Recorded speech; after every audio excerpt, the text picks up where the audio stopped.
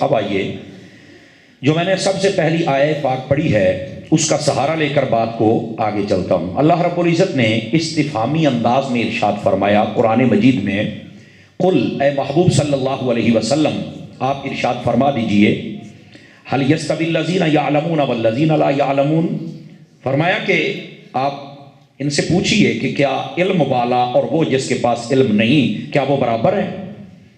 اب یہ سوال ایسا ہے کہ ہر بندے کو اس کے جواب کا علم ہے، یہ اتنی ظاہر و باہر بات ہے، اور یہ اسلوب قرآن ہے کہ جو بات بالکل بین اور ظاہر ہو تو اس کو استفہامی انداز میں کیا جاتا ہے۔ یہ کرنے کا مقصد یہ ہوتا ہے کہ سامنے والے کو تھوڑا سا جھنجھوڑا جائے، توجہ دلائی جائے، وہ جو غافل ہے اس کی غفلت کو دور کر کے اس کو اس حقیقت کی طرف راغب کیا جائے کہ جب تمہیں پتہ ہے اس حقیقت کا تو پھر اس کی طرف آتے کیوں نہیں ہو۔ سمجھ آ رہی ہے میری بات کی؟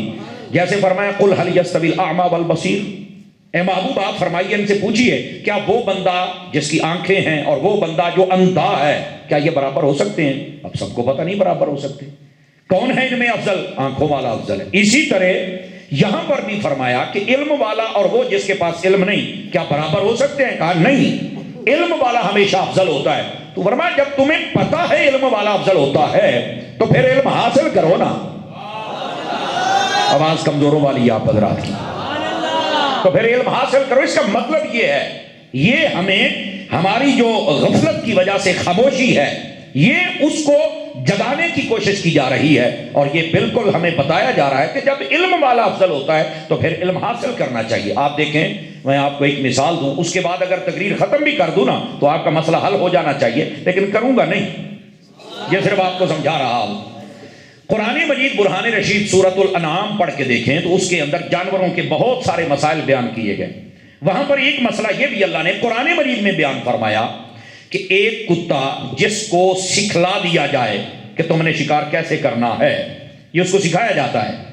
جب اس کو سکھلا دیا جائے، سدھا دیا جائے اور سمجھا دیا جائے کہ ایسے شکاری کتا اور وہ شکار کرے گا، فرمایا وہ جب شکار کر کے لے کے آئے تو وہ مالک کے لیے حلال ہوتا ہے، اور اسی چیز، اسی شکار کو، حلال چیز کو اگر کوئی لٹ کتا پکڑے جس کو سکھایا نہیں گیا تو وہ حلال نہیں ہوتا اس کے لیے۔ سمجھ آ رہی ہے آپ کو اس مسئلے کی؟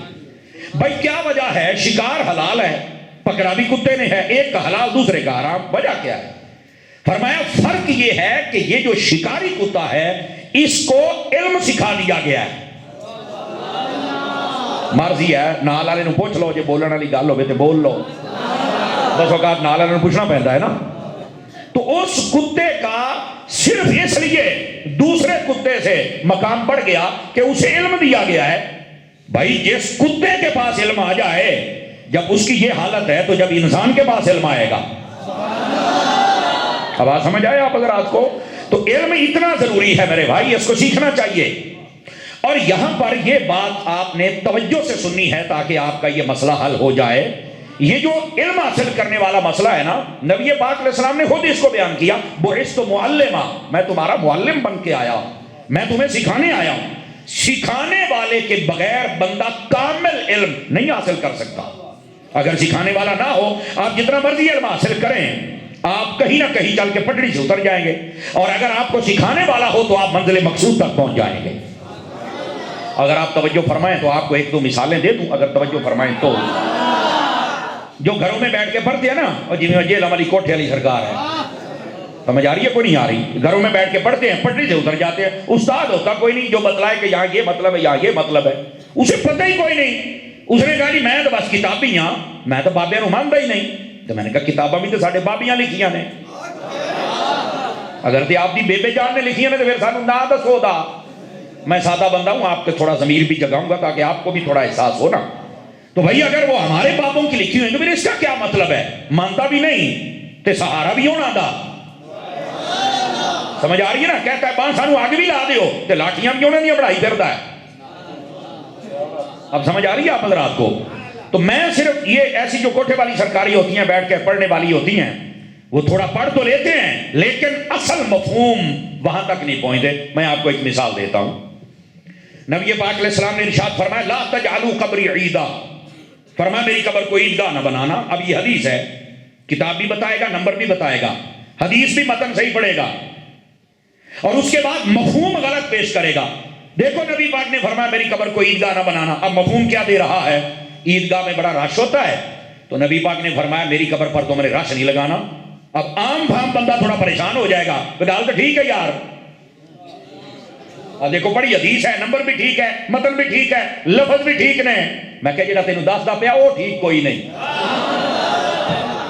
اگر آپ کا طبیعت ساتھ دے تو سبحان اللہ کہہ سکتے ہیں. طبیعت ساتھ دے, بس اوقات طبیعت بھی ہوتا ہے نا جی, تو اتنی خاموشی نہ فرمایا کریں آپ حضرات, یہ تو گلشن امینیہ میں بیٹھے ہیں آپ. تو آپ ایک منٹ صوفی صاحب, اور جی بیٹھے نے جناب, یہ درویش ہے جی, اس کو پتہ چل جائے فیصلہ آباد میں کہیں آ رہا ہوں, نیڑے پینٹ ہوئے تو اتنے بھی اپڑ جاتا ہے, اور اس کو میرا ایک سٹائل ہے بیٹھے ہو, اس کو بڑا پسند آتا ہے. تو وہ کہہ رہا ہے نا تھوڑی اینج کر. آپ ذرا توجہ فرمائیے گا حضرات. اب یہ حدیث ہے اور اس کا مفہوم کیا دے رہا ہے کہ نبی پاک صلی اللہ علیہ وسلم گویا کہ یہ فرما رہے ہیں, وہ عوام کو تاثر دے رہا ہے کہ میرے روضے پر نہیں آنا, رش نہیں لگانا. اب عام بندے کہتے ہیں تسی تو کہتے ہو اسی مدینے جانا ہے, تو ہم تو پہلے مدینے جائیں گے, منہ مانگی مرادیں پائیں گے. یہ کیا تم نے کیا؟ حدیث بتا رہی ہے کہ وہاں رش نہیں لگانا, وہاں جانا ہی نہیں ہے, اور آگے سے کہتا ہے رش لگانا تو بے ادبی ہوتا ہے.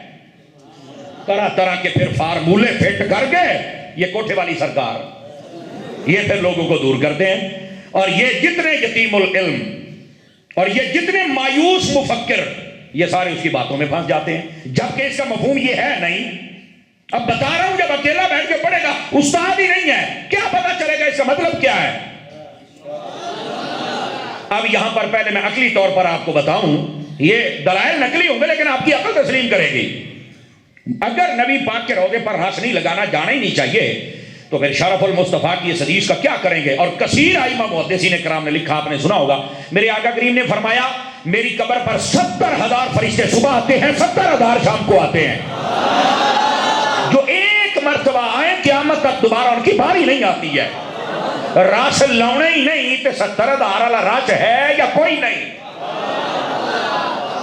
توجہ ہے کہ کوئی نہیں آپ حضرات کی؟ اچھا یہ پہلی بات ہے, گال تو بھائی ٹھیک ہے. اب دوسری بھی سنیے, کو کہہ سکتا ہے تو فرشتیاں دی گال ہے.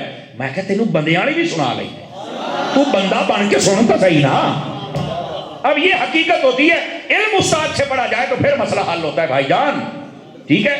اب یہاں پر سنیے, اگر نبی پاک کے روضے پر جانا ہی نہیں, وہاں رش لگانا ہی نہیں, وہاں حاضری دینی نہیں, تو پھر کیا کرو گے؟ حدیث پاک کا نبی پاک نے فرمایا من زار قبری وجبت لہو شفاعتی, جو میرے قبر کی زیارت کرے گا میری شفاعت اس پہ واجب ہے. جب جانا ہی نہیں تو واجب کس پہ ہوگی؟ توجہ ہے کہ کوئی نہیں آپ حضرات کی؟ اب یہ بات ہے نا سوچنے والی. بھائی اگر نبی پاک کے روضے پر نہیں جانا تو مولوی صاحب اس حدیث کا کیا کریں گے؟ نبی پاک نے فرمایا من حج فلم یزرنی فقد یفانی, فرمایا جس نے حج کیا اور وہ میری زیارت کے لیے مدینے نہیں آیا اس نے مجھ سے بے وفائی کی ہے. اب کیا کرو گے ان حدیثوں کا؟ تو کہہ رہا ہوتے رش نہیں لاؤنا, آ کی ہے یہ تو مینوں نہیں پتا, میں کہ پتا ہوں تے سنی نہ ہوں. یہی تو اصل مسئلہ ہے میری جان. یہ دیکھا پٹڑی سے اکیلا بیٹھا تھا نا, میں کتابی تو میں نہیں بابی, میں گیا فارغ ٹین دے پیپے طرح کھڑکن آلیا, تیرے پلے ہی کی تیری اوقات ہے. قوم کو تو امت مصطفیٰ کو تو حضور کے در سے دور کر رہا ہے, جبکہ حدیثیں یہ بتا رہی ہیں. او بھائی اگر شیخ محقق نے پھر اس حدیث کو کیوں لکھا؟ نبی پاک علیہ السلام فرماتے ہیں, غور سے سننے والی بات ہے, میرے آقا کریم نے فرمایا جس سے ہو سکے مدینے میں مرے. کیوں؟ فرمایا قیامت والے دن میں سب سے پہلے مدینے والوں کی شفاعت کروں گا. تم کہتے ہو مدینے جانا ہی کوئی نہیں, نبی پاک کے روضے تراش لاؤنا ہی کوئی نہیں. میں کہ ہوں دس, کہتا نہیں بھائی میرے کو جواب ہی کوئی نہیں. میں کہ امام احمد رضا دے غلامہ دی ساٹھ کوئی پہنچاؤں گا ہے.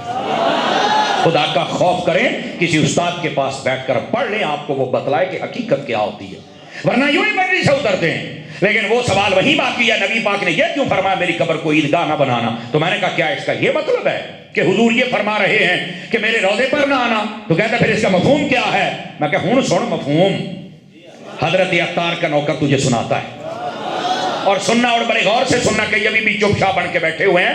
حضرت شاہ صاحب میری طبیعت سے واقف ہے, میں چپ شاہوں کو نہیں مانتا, میں اس شاہ کو مانتا ہوں جو نیزوں پہ چڑھ کے بولتا ہے. ہم تو ان کے غلام ہیں نا. اب ذرا اس بات کی تہ تک پہنچنا. اور بھائی بات اصل یہ ہے, نبی پاک علیہ السلام نے جو فرمایا نا میری قبر کو عیدگاہ نہ بنانا, میرا ایمان کہتا ہے اگر آپ نے توجہ فرما لی اور آپ نے یہ بات سن لی تو آپ کے دل کی تہوں تک ٹھنڈ پہنچے گی اور آپ دعا دیں گے. اور نبی پاک نے یہ نہیں فرمایا میری قبر تے راش نہیں لاؤنا, بلکہ یہ فرمایا کہ میری قبر کو عیدگاہ کی طرح نہ بنانا. کیا مطلب؟ فرمایا عیدگاہ میں تم 2 مرتبہ جاتے ہو, ایک چھوٹی عید تے ایک بڑی عید تے, باقی عیدگاہ خالی پڑی رہتی ہے. فرمایا میری قبر کو ایسے خالی نہ چھوڑنا, ہر وقت حاضری دو, ہم وہی ہوتے ہیں. تمہاری عید 2 مرتبہ عید ہوتی ہے, میرے روضے پر جب بھی آؤ گے تمہاری عید ہو جائے.